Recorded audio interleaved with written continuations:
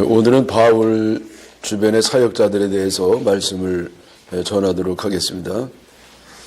제목은 신실한 신라 그리고 말 잘하는 아볼로 그런 제목이 되겠습니다.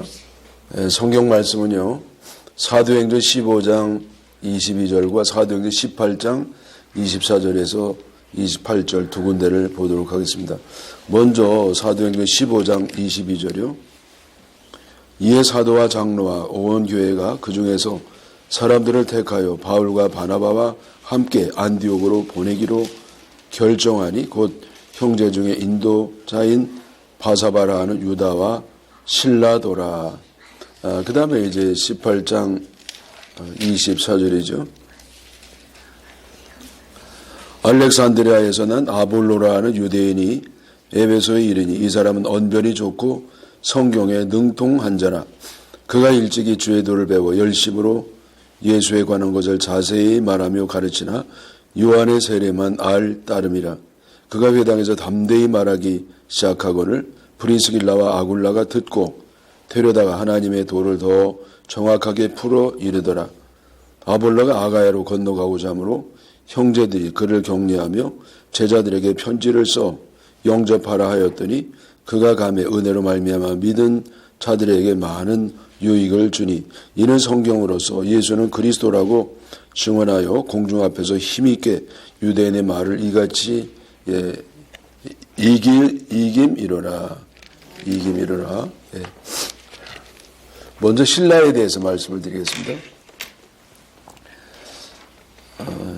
신라는요, 바울의 동반 사역자였습니다. 이게 동반이라는 표현을 아주 거의 들어보지 못했잖아요. 제자나 또 추종자가 아니고 거의 이제 동급으로서 그렇게 말씀을 전하는 사역자라고, 그런 의미에서 동반 사역자라고 이렇게 붙인 것 같습니다. 신라는요, 사도행전 15장에서부터 등장을 합니다. 사도행전 15장에는 어떤 내용이 있었냐면은 예루살렘 총회가 열렸었습니다. 예루살렘 총회요. 이때는 언제냐면은 바울 사도가 1차 선교 여행을 끝내고 그리고 AD 51년경에 모였던 회의였습니다. 이 회의 안건은 뭐냐면은 교회 정회원이 되기 위해서 율법을 지켜야 되고 할례도 받아야 되느냐, 그런 문제였습니다. 당시 이제 교회들이요, 이제 둘 중에 하나인데, 하나는 예루살렘 중심으로 예루살렘 유대인들이 이제 많이 다니는 예루살렘 그 교회가 있었고요. 그 다음에 이제 저 북쪽으로 올라가지고 안디옥 그리고 그 주변에 있었던 또 소아시아의 이방인들이 모였던 교회였습니다. 그래서 예루살렘 교회는 베드로가 중심이고 또 야고보, 예수님의 동생이죠. 야고보가 단임 목사격으로 있었던 것 같고 또 요한이 함께 이제 지도자로 섬기는 교회였고, 여기 그 이방 교회는 여러분 우리가 다 짐작하는 것처럼 바울 사도의 전도에 따라서 그렇게 생겼던 교회들이라고 보면 되겠습니다. 그런데 이제 이방인들이 이제 주로 이제 헬라인이라든지 로마이라든지 이런 사람들이 이제 바울 사도의 복음을 듣고 예수를 믿었는데, 이들은 구원론이 뭐냐면은 오직 예수 그리스도를 믿기만 하면 믿음으로 구원받는다고 하는 그런 믿음을 갖고 있었고요. 그 예루살렘에도 뭐 예수님을 믿어서 구원받는다는 것은 다 공통된 믿음이었는데, 여기다가 그것뿐만 아니라 할례도 받아야 되고 율법도 지켜야 그래야 구원받는다고, 그러한 서로 이제 상이한 그런 믿음을 가지고 있었습니다. 그래서 이 주장하는 바가 달랐기 때문에 갈등이 있었고요. 이거 잘못하면 분열의 위기까지 올 정도로 그렇게 심각한 문제가 되었습니다. 그래서 이 문제를 정리하기 위해서 예루살렘에 이제 다 모였던 겁니다. 그래서 바울 사도도 갔고요. 베드로, 안드레, 요한, 그리고 그 외에 또 지도자들과 또 평신도들이 많이 모였습니다. 그래서 이제 그 과정은 뭐 생각하고요. 시간이 없으니까. 근데 결론이 뭐냐면은, 이제 구원받는 데 있어서 율법과 할례가 필수 조건이 될 수 없다. 그래서 이 문제를 자꾸 걸어가지고 이방인 교인들을 괴롭히지 말라. 오직 우리가 구원받는 것은 하나님의 은혜, 그리고 은혜의 현현, 은혜로 주신 예수님을 믿음으로 하면 된다는 그런 결정을 내리게 되었습니다. 그래서 이것은 이제 바울 사도의 주장을 이제 그 야고보와 또 베드로가 승인하는, 그래서 이런 결의가 결정된 것으로 보입니다. 이게 놀라운 건 뭐냐면요, 예루살렘의 지도자가 다 유대인이었잖아요. 베드로도 뭐 야고보고 다 마찬가지인데, 그 교회 분위기가 하여튼 율법에 목숨을 걸고 할례에도 거의 이거 절대적인 기준으로 그렇게 봤던 것인데, 오직 믿음으로 우리가 구원받는다, 은혜로 구원받는다고 하는 것은 이거는 교회 분위기와 전혀 정반대되는 의견이었습니다. 근데 이것이 결정된 것은 바로 성령의 역사라고 볼 수밖에 없습니다. 성령께서 역사하셔서 이렇게 하나님의 뜻에 따라 참 중요한 결정이 결정되게 되었던 것이었습니다. 그리고 이 결의 내용은 이제는 저 이방인에 있는 교회, 또 그 안디옥 교회가 중심이었잖아요. 그래서 안디옥 교회와 소아시아 또 시리아에 있는 교회들에게 알리기 위해서 사역자들을 파송하게 되었는데, 이때 파송되는 두 사람이 있었어요. 그 한 사람은 누구냐면 바사바라고 하는 유다인이 많았습니다. 유다는 우리가 가룟 유다 때문에 이게 이름값이 떨어졌습니다만은 참 좋은 이름이었거든요. 예. 그리고 또 한 사람이 누구냐면은 바로 신라였습니다. 그래서 예루살렘 교회에서 대표로 파송될 정도로 그렇게 신뢰를 받고 믿음이 좋았던 사람이 바로 신라였다. 그렇게 생각하면 되겠습니다.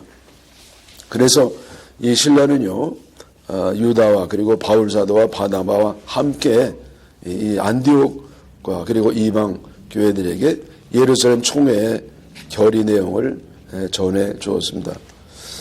이후에 이 신라는요, 바울과 함께 2차 선교 여행을 떠납니다. 근데 이것도 원래 의도했던 것은 아니었습니다. 원래는 2차 선교 여행은 1차 때 그 교회를 세우고 전도를 했는데, 그걸 돌아보려고 갔지만은 성령이 막으셔서 이제는 이제 마게도냐 유럽 쪽으로 가잖아요. 근데 이때 달라진 게 뭐냐면은 마가를 데려가지 않습니다. 1차 때는 누가 갔느냐? 1차 선 여행 때는 바나바와 바울과 바로 이제 마가가 갔어요. 근데 마가는 바나바의 조카입니다. 근데 이 마가가요, 중간에 그냥 중도 탈락하고 말았습니다. 힘들어 죽겠다고 이제 그냥 가버렸어요.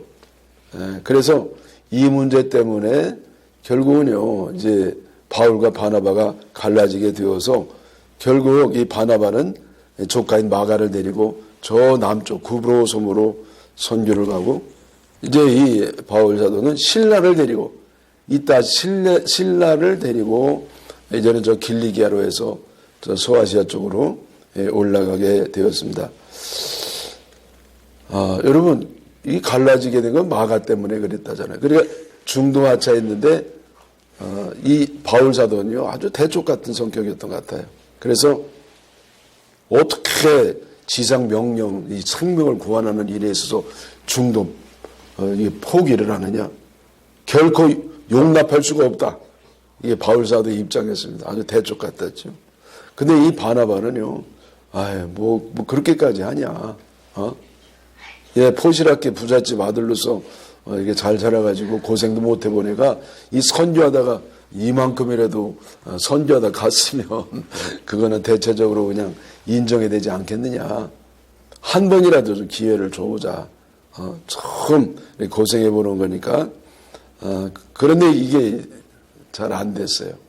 그래서 갈라지게 되었습니다. 여러분, 누가 맞을 것 같아요? 바나바 입장하고 이 바울 입장은 누가 맞겠습니까? 둘 다 맞습니다. 둘 다 맞는데 제 생각에는 이 바나바 뜻이 좀 더 좋은 것 같습니다. 왜냐하면 좀 더 이제 너그럽잖아요. 물론 어떤 때는 추상같이 아주 엄격해야 될 수도 있겠지만은 또 이 마가는요, 정말 너무 포시럽게 자라가지고 이 당시에 선교가 얼마나 어렵습니까? 목숨 걸고 해야 되는 건데, 그래서 한 번 더 기회를 줘도 되지 않겠는가, 그렇게 생각이 됩니다. 그래서 이때에 사실은요, 마가를 잃어버릴 위기에 온 겁니다. 마가가 얼마나 훌륭합니까? 마가 복음을 썼는데, 위대한 또 사도가 됐잖아요. 근데 이 나중에 이 바울 사도가 이제 자기 너무 강박했던 걸 깨닫고 마가를 이제 데려오라. 그러면서 마가를 이제 등용시키고 또 훌륭한 제자가 되도록 했습니다. 이 신라가요, 바울과 함께 2차 선교 여행을 하면서 처음 간 대도시가 어디였죠? 지난번에 다 말씀드렸는데 빌립보였습니다. 빌립보가 로마형의 아주 대표적인 도시였는데 거기서요, 이 바울 사도와 신라가요, 복음을 전하다가 그냥 감옥에 갇히잖아요. 그래서 아주 죽도록 맞아가지고요, 맞아 죽을 뻔했습니다. 얼마나 많이 맞았는지. 귀신 들린 여종을 이렇게 치유하고서 그 주인이 자기 밥벌이가 끊어졌다고 이제 저 묵으로 이렇게 투옥이 됐지 않겠습니까? 그게 보통 사람 같으면은 아유, 이게 복음 전하다가 뭐 죽을 일이 있어, 그러고 이제 그만둘 텐데, 근데 신라와 바울은 계속하고 나갔습니다. 그들은 이 데살로니가를 거쳐서 베레아까지 갔습니다. 근데 여러분, 이 바울 사도의 선교 여행이라고 하면 요즘은 무슨 패키지 여행이나 아주 그렇게 굉장히 좋고 아주 흥이 있고 럭셔리하고 뭐 그런 건 줄 아는데, 이때는요, 목숨을 거는 겁니다. 목숨을 걸죠. 그래서 이게 전도 자체도 너무 어려운 것이었는데 이제는 안팎으로 시달리는 겁니다. 그 안으로는 바로 유대주의자들이 강 쫓아다니면서 괴롭혔어요. 자기 동족이. 또 이 밖으로는 이방인들이 또 바울 사도를 그렇게 괴롭혔던 것이었죠. 그 데살로니가 교회에서는, 거기에서는 유대인들이 깡패를 동원해 가지고 이 신라와 바울을 막 잡으려고 막 혈안이 돼 있었습니다. 그래서 이 바울이 어디 기거했냐면 야손의 집에 있었잖아요. 근데 야손의 집에 갔더니 없던 겁니다. 전도에 나가가지고. 그래서 야손을 붙잡아가지고 읍장에게 데리고 갔어요. 이 유대주의자들이, 깡패들이, 동원된 깡패가. 근데 야손이 이제 바울 대신 이제 고생을 할 판입니다. 근데 보석금을 잔뜩 주고 겨우 풀려나게 되었습니다. 그래서 이 신라와 바울은요, 더 이상 데살로니가에 못 있고 베레아로 갔습니다. 근데 베레아에서도 참 좋은 교인을 많이 만났어요. 근데 여기서도 그 유대주의자 또 거기까지 따라왔습니다. 여러분, 사람들이요, 아주 못된 짓 하는 것은요, 너무 목숨 걸고 잘해요. 착한 일을 못하면서도. 그게 죄인이라는 증거죠. 그게 거기 가서도 뭐 거짓말로 지도자들과 주민들을 선동해서 이 바울, 신라를 잡으려 했기 때문에 바울은 이후에 또 에덴으로 또 갑니다. 아덴이죠. 아덴으로 피신하게 됐습니다. 그리고 이 신라는 어떻게 됐느냐? 이제 베레아에 남아 있어요. 근데 베레아에 생긴 그 교인들을 돌보라고 신라와 디모데가 남게 되었습니다. 나중에는 고린도에서 바울과 합류하게 되었습니다. 자, 여러분, 여기서 한 가지 이제 참 우리가 질문할 게 있잖아요. 주님께 왜 이렇게 복음을 위해서 목숨 걸고 수고한 종들이면 하나님이 상을 주셔야 되잖아요. 축복을 주고. 근데 꼭 이렇게 핍박을 받습니다. 괴롭힘을 받아요. 고문당하죠. 때로는 돌에 맞죠. 때로는 칼에 맞죠. 하여튼 뭐 또 막 높은 데 떨어뜨리죠. 왜 이렇게 어려움을 당하냐는 거예요. 왜냐하면 이것은요, 영적 원리이기 때문에 그랬습니다. 그 영적 원리는 뭐냐면은 대가가 지불되어야 한다는 겁니다. 자, 여러분이 전도는 뭐냐면 영혼을 살리고 생명을 구원하는 겁니다. 그래서 이거는 이 생명에 지불되어야 됩니다. 근데 생명이 지불되어야 될 같은 그러한 아주 심각한 고난을 겪어야 겨우 영혼을 살릴 수가 있는 겁니다. 그래서 선교는 순교라는 말이 있잖아요. 그 목숨을 걸어야 열매가 나타난다는 거예요. 여러분, 대가가 지불돼야 된다는 법칙은 모든 것에 다 공통적으로 드러납니다. 그렇죠? 뭔가 남을 행복하게 하려면 누군가 자기 행복을 반납해야 돼요. 불행을 각오해야 남을 행복하게 할 수가 있습니다. 그래서 전도자는 이 땅에서 핍박을 그리고 고난을 받지만은 그러나 그게 끝이 아니고 하늘에서는 하나님이 주신 상이 큰 줄로 믿습니다. 이 신라의 또 다른 공로가 있는데요.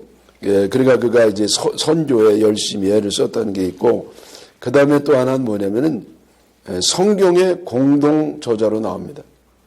데살로니가 전서 1장 1절, 그리고 데살로니가 후서 1장 1절에 보면은 바울과 실로아노와 디모데는 데살로니가 인의 교회에 편지하노니. 그래서 이 데살로니가 교회 두 번의 편지가 가는데 이건 바울 사도만 쓴 게 아니라 실로아노, 이게 신라예요. 신라와 디모데, 그래서 세 명이 공동 저자가 돼서 바로 데살로니가를 썼다. 또 여러분, 신라는요 베드로서의 대필자였어요. 그래서 베드로가 이렇게 불러주면은요, 그러면 신라가 그거를 받았습니다. 베드로전서 5장 12절에 내가 신실한 형제로 아는 실로아노로 말미암아 너에게 간단히 써서 권하고, 실로아노로 말미암아 너에게, 베드로가 전하는 그 소아시아 있는 교회들에게 간단히 써서 권하고. 그래서 이 신라는 이 베드로의 대필, 베드로서를 대필할 정도로 경건한 일꾼이었습니다. 그리고 베드로는 이 신라를 아주 참 인정했어요. 신실한 사역자라고 형제라고 인정을 할 정도로 그렇게 훌륭한 주의 종이 신라였습니다. 자, 이제는 아볼로에 대해서 말씀을 드리겠습니다. 아볼로는요, 저 북아프리카의 알렉산드리아 출신이었습니다. 이 동시는 당시 세계 최대 도시 가운데 하나였고요. 또 우리 기독교 역사에서도 아주 그 중요한 성지 가운데 하나였습니다. 근데 아볼로는요, 이제 북아프리카 사람이니까 흑인이 아니고요, 유대인 교포였습니다. 유대인 교포. 그리고 아볼로는요, 이 성경에 보니까 언변이 좋고 성경에 능하다고 기록이 되어 있습니다. 그리고 어려서부터 열심히 유대교 교리를 배웠다고도 기록이 되어 있습니다. 그리고 예수님에 대해서도 막 설교를 하잖아요. 그래서 예수님에 대해서도 배웠습니다. 여러분, 유대인은요, 예수님 모르는 건 아니에요. 예수님을 메시아로 믿지는 않지만은 예수님을 위대한 예언자로는 봅니다. 그 예언자 가운데 최고 위대한 예언자가 예수님이라고 보는 것이 유대인들의 믿음이었습니다. 그러나 거기까지였죠. 예수님을 메시아로 인정하지 않아요. 그래서 아볼로도 예외가 아니어서 예수님을 그저 위대한 예언자 정도로만 알았던 것이었죠. 그래서 이 세례를 줄 때 요한의 이름으로 세례를 주었습니다. 사도행전 19장에 보면은요, 바울이 이제 에베소에 가가지고 아볼로가 목회했던 교회에 가서 그 교인들에게 이제 서로 이제 대화하는 내용이 나오는데요. 교인들에게 물어봤습니다. 너희들이 믿을 때 성령을 받았느냐? 그랬더니요, 그 에베소 교인들이 성령이요? 우리 성자도 못 들어봤는데요. 그런 의미로 얘기하잖아요. 그러면 너희들이 무슨 세례를 받았느냐? 요한의 세례를 받았습니다.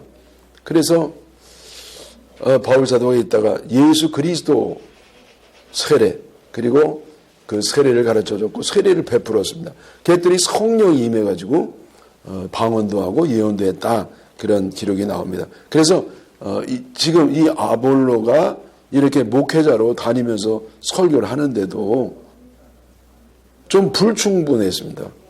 예수님에 대해서 핵심적인 것을 이렇게 교인들에게 베풀지 못했고 또 성령에 대해서도 굉장히 약했습니다. 그래서 이 아굴라와 브리스길라가 이제 그 에베소 교회에서 이제 설교를 듣다가 보니까 참 아볼로가 인기가 있었거든요. 설교를 너무 잘하는 겁니다. 그런데 보니까 핵심이 빠진 거예요. 그래서 이 부부가 이제 데려다가 복음을 전해줬습니다. 그래서 이 예수님이 메시아라고 하는 것, 유대인들이 그토록 온 인류가 그토록 기다리던 분이 바로 예수 그리스도다. 그거를 가르쳐 줬고요. 또 하나는 성령론에 대해서 육신의 예수님이 돌아가신 다음에 승천하셔서 이제는 영적인 예수님 성령이 오셔서 우리를 돕는다고 하는 그거를 이제 가르쳐 주었습니다. 그래서 이 아볼로가 그때 이제 아주 핵심적인 믿음의 도리를 깨달았습니다. 그런데 아직도 불충분한 것이 사도행전 18장 28절 아까 읽어드린 말씀이 나오는데요. 아볼로는 성경으로서 예수는 그리스도라고 증언하여 공중 앞에서 힘있게 유대인의 말을 이김이러라. 자, 여기에 이제 아볼로 설교에 좀 부족한 부분이 나오죠. 여러분, 이 아볼로는요, 아주 성경 지식이 해박했습니다. 근데 공부를 열심히 했어요. 아는 게 많아요. 성경도 아는 게 많습니다. 그런데 이제 아볼로, 아굴라 부부가 데려다가 이제 예수님의 메시아성과 성령에 대해서 배웠잖아요. 그래서 이때부터 이제 아볼로는요, 예수님이 바로 그리스도라고 하는 그거를 또 막 또 전하는 겁니다. 이것도 얼마나 힘있게 잘 전했나 몰라요. 그래서 여기 아주 시원한 게 있는데 유대인의 말을 이김이로라. 유대인의 말을 이겼다는 겁니다. 자, 유대인의 말이 뭐죠? 유대인의 말은 뭐냐면요, 예수님이 위대한 예언자라는 겁니다. 그랬더니 이 아볼로가 그런 소리 말라고 나도 그런 믿음 가지고 있었다고. 근데 알고 봤더니 예언자 정도가 아니라 바로 예수님이 유대인 우리가 그토록 기다리던 메시아다. 그거를 아주 그냥 잘 말로 그들을 이기는 겁니다. 근데 여기요, 원래는 이렇게 돼야 돼요. 말로 이김이 일어나가 아니라 유대인들이 예수님을 믿었더라. 그들이 은혜를 받고 예수님을 믿고 구원을 받았더라. 이렇게 돼야 되잖아요. 근데 유대인의 말을 이겼더라. 그래 유대인들이 그 펼치는 논리, 지식 그것을요, 이 해박한 그 아볼로 그 능력이 많은 그 말 잘하는 이 아볼로가 그걸 이겼다라는 겁니다. 그래서 여러분, 이 이긴다는 거는 그렇게 좋은 게 아니에요. 토론해가지고 이기면은요, 그거 뭐 그렇게 좋은 거 아니에요. 저 사람이 승복한 것 같아도요, 겉으로만이지 속으로는 더 깊게 들어가요. 못을 두드리면 들어간다 하는 것처럼 내가 막 거기에 대해서 반박하면 할수록 말로 이기면 이길수록 더 속으로는 자기 주장으로 들어가 버리고 마는 겁니다. 그래서 이 반대 의견은 꺾을 게 아니라 설득하고 감화시키고 믿게 하고 변화가 일어나도록 해야 됩니다. 그런데 이는 이렇게 되는 것은 힘으로 능으로 되지 아니하고 오직 나의 신으로 되느니라. 나의 신, 성신, 성령의 능력으로만 된다는 것이죠. 그래서 여러분, 사람들에게 이제 구원을 받도록 믿음을 갖게 하는 것은 뭐냐? 지식과 말빨로 되는 게 아니라 이 성령의 감화와 감동으로 되어지는 것인 줄로 믿습니다. 근데 아볼로가 이면이 좀 약했던 거예요. 나머지는 다 잘했죠. 또 아볼로는 에베소에 목회한 다음에 그 다음에 어디로 가죠? 여기 아가야 지방으로 갔다는데 그 아가야 지방의 그 주도가 바로 고린도였어요. 그래서 고린도 교회에 가서 거기서 또 목회를 했습니다. 그래서 아볼로는요, 참 인기가 많았습니다. 근데 인기가 많은 것도 조금 별로예요. 인기가 좀 덜한 게 훨씬 좋은 겁니다. 근데 아볼로는 가는 곳마다 인기가 많았죠. 지성과 덕성, 겸비한 데다가 설교를 아주 기가 막히게 잘했기 때문이었습니다. 너무 부러워하지 마세요. 별로 좋은 거 아닙니다. 그래서 아볼로파가 생길 정도였습니다. 그래서 고린도 교회는 네 파가 있었잖아요. 무슨 파입니까? 자, 베드로파, 바울파, 아볼로파. 근데 아볼로가 여기 베드로, 바울 레벨로 올라간 거예요. 아볼로파. 그리고 아예 다 싫다. 우리는 오직 주님. 그리스도파라는 것도 생겼어요. 그랬더니 바울 사도가 이 고린도 전서를 써가지고 그들을 책망하는 겁니다. 우리 교회가 분열됐냐? 몸이 하나지 열이냐? 우리가 구원받는 게 사람의 능력에 따라 된 것이냐? 오직 하나님의 능력으로 우리가 구원을 받은 것인데, 그렇게 책망을 합니다. 주의 종들이 필요 없다는 얘기가 아니고요. 각각 주어진 은사에 따라 역사할 뿐이라는 이야기입니다. 그래서 바울은 복음의 씨를 뿌렸습니다. 베드로는 중심을 잡아줬습니다. 그렇죠? 아볼로는요, 물을 주었어요. 자라게 했죠. 물을 주었고, 근데 자라게 하는 분은 이게 제일 중요한 건데, 그리스도 예수님이 자라게 해서 결국은 구원에 이르도록 했다는 겁니다. 자, 그런데 이런 편지를 보냈잖아요. 바울 사도가. 근데 이때 이제 아볼로가 어떻게 반응했죠? 더 이상 이 얘기가 나오지 않습니다. 성경에는.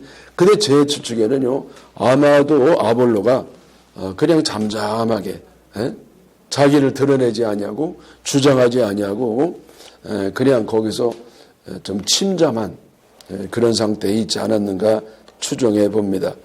만약에 아볼로가 주장하는 자세를 가지고 자신을 드러냈다고 하면 이 고린도 교회가 완전히 분열이 되어가지고 갈라질 수도 있었을 겁니다.